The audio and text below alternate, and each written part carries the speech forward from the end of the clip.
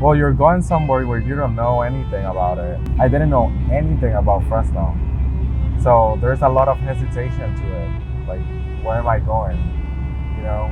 But then coming to Fresno and seeing the amazing faculty that they have in the music department, it's really, really, really, really nice. You know, since I see that. So I love Fresno. I'm proud of being here and getting my education at Fresno State.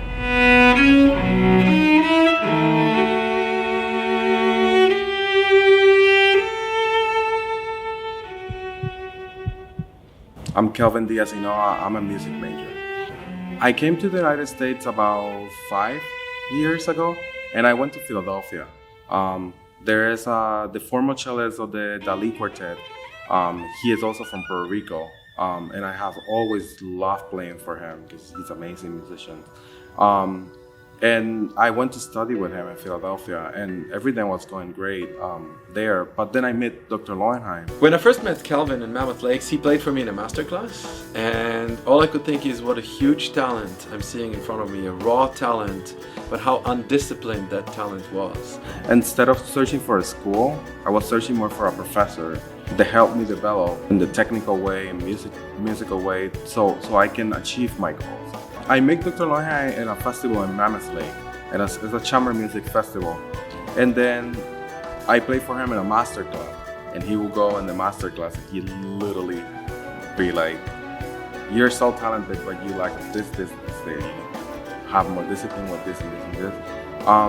And it was really amazing because I haven't get that direct approach from somebody else. But you could see that Kelvin is trying very hard to express himself, to get a message out, but that it didn't really come across. And all I could think is, I need to help him, and I need to give him a good shake in order to make him realize how much potential he is and how to get it out so the whole world understands it as well.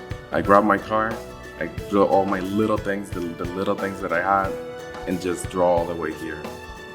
To study at Fresno State, and immediately got into the program of the university and everything. And literally a week later, he drove from Philadelphia to Fresno in his car and spent his last $20 in Bakersfield, parked the car at a friend's place, and ever since drove with a friend until he could afford another $20 to fuel the car again.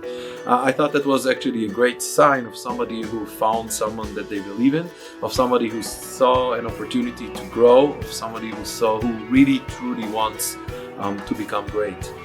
A teacher recognizes the talent, but then if the student also demonstrates the extreme want to learn, I think that's a great combination of having a phenomenal student, a phenomenal experience for both the student and the teacher. From a really young age, I love music.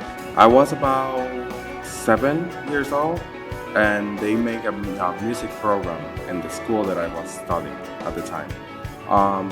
And I told my mom, "Hey mom, I really want to play an instrument." And my mom was too busy to take me to the classes. But then me bugging her for months, she put me inside of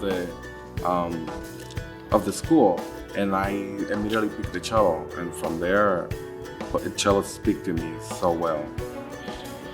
The cello, it has a really unique timbre, which is really close to the human voice.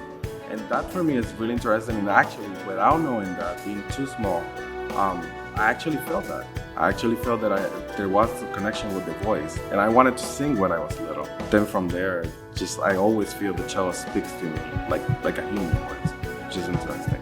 Playing cello, I don't have to say too many things.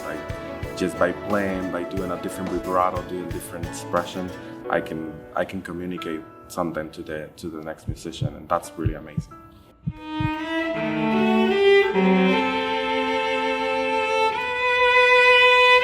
If he keeps growing in the direction that he will, then it's going to be up to him to decide what his career is rather than being limited by the options that he had in the past.